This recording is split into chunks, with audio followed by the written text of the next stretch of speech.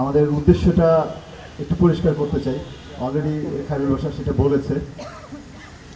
আমরা আসলে শুরু থেকেই কিছু অভিনয় শিল্পী যারা স্ক্রিন অ্যাক্টর হিসেবে নিজেদের দাবি করছি, তারা আসলে চাচ্ছিলাম যে যেই ঘটনাগুলো, যেই রিফরমেশন বা যেই আমাদের দাবি দেওয়া, আমাদের অধিকার ইত্যাদি বিষয় নিয়ে যেই কাজগুলো গত কয়েক দশক ধরে আমরা হয়নি এবং আমরা আসলে প্রফেশনাল শিল্পী হিসেবে নিজেদেরকে প্রতিষ্ঠিত করতে পারিনি, সমাজে নিজেদেরকে এভাবে গর্বের সাথে খুব যে বলতে পারি তাও নয়।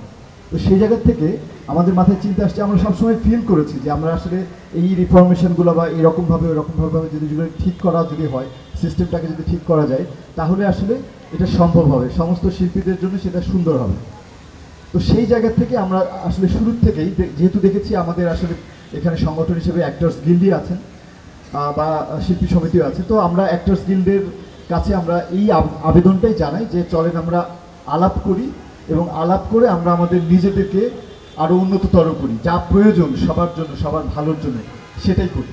এর আগে কি হয়েছে না হয়েছে সেটা আমাদের আসলে হয়নি, সেটুকুই যথেষ্ট।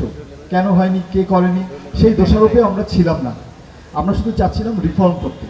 সো সেই রিফর্মের জন্য আমরা তাদের কাছে যাই, কিন্তু আসলে যথাযোগ্য যেই ফিডব্যাকটা আসার কথা বা তাদের থেকে যে সহযোগিতা আসার কথা সেটা আসলে আসছে বলে আমরা মনে করছি না।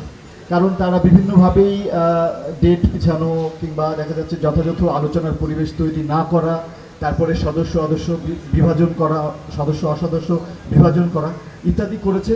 ফলে আমাদেরকে আসলে আমরা চেয়েছিলাম আমরা একটা পরিবার এবং আমরা নিজেদের মধ্যেই আসলে নিজেদেরকে এবং সিস্টেমকে ঠিক করে আসলে একটি ভালো জায়গায় যেতে। কিন্তু আমাদের মোটেও উদ্দেশ্য ছিল না যে আমরা সবাইকে এটা জানানোরও আসলে প্রয়োজন নেই একটা পরিবারের মধ্যে যখন একটা কিছু ঘটে। আমরা সেখানেই ছিলাম, কিন্তু সত্যিকার অর্থে আমরা জানি না কোনো অজ্ঞাত কারণে আসলে সদস্য বলি অসদস্য বলি যাই বলি না কেন, শিল্পীদেরকে আসলে বিভাজিত করা হচ্ছে এবং তারা আসলে তাদের অধিকারের কথা বলতে পারছে না।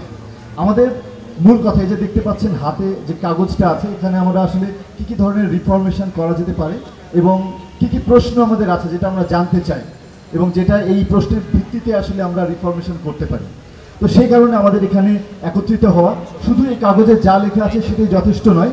আমরা আসলে চেয়েছিলাম যাদের সাথে আলোচনা আরও করতে চাচ্ছিলাম, অ্যাক্টর সিকিউরিটির যারা, তারা আমি এ পর্যন্ত মনে হচ্ছে না কাউকে দেখতে পাচ্ছি, তারা আসলে এটা একটা মানে কি বলবো যে কনস্ট্রাকটিভ একটা আলাপই হতো, আর কোনো কিছু না। এখানে পক্ষ বিপক্ষ নেই, এখানে একটাই পক্ষ যে স্ক্রিন অ্যাক্টরদের ডেভেলপমেন্ট, তাদের রিফরমেশন, তাদের চাওয়া দাবি অধিকার ইত্যাদি নিশ্চিত করা।